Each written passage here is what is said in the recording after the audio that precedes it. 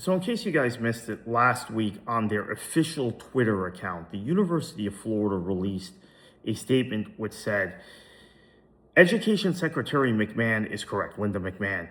DEI is discriminatory by design, antithetical to the purpose of a university, and incompatible with the pursuit of the truth. The University of Florida has already acted on that conviction. In December 2025, our Board of Trustees did anti-DEI stuff, blah, blah, blah. Okay.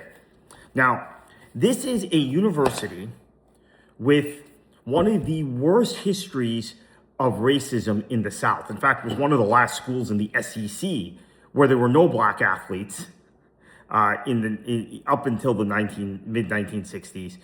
One of the last 3 or 4 schools in the SEC to integrate. In fact, I think they may have been the last school besides LSU and Ole Miss, if I'm not mistaken.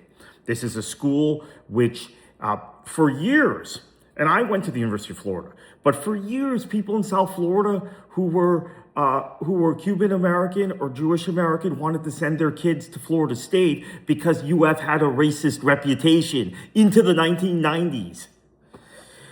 So this is a shocking statement from a university that has just spent the last however many years under Presidents Chrysler, Lombardi, and Machen cleaning up their reputation, and then kind of stood still under the presidents after that.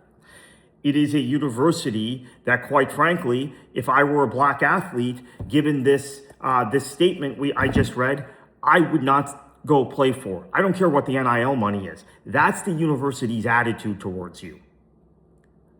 And this represents a long-standing tradition of a landholding elite in Florida that always sent their kids to the University of Florida, and then they went to the University of Florida themselves and their attitudes towards race and towards other ethnicities, quite frankly. So there's a little bit of confirmation bias for me in that statement about that UF has put out, just for the record. And I know there are people defending them saying, well, the last 30 years, last 40, okay. But I know Florida is a southern state and was a segregationist state, but the other state universities in Florida do not have the same historical reputation as the University of Florida. So it is very damaging.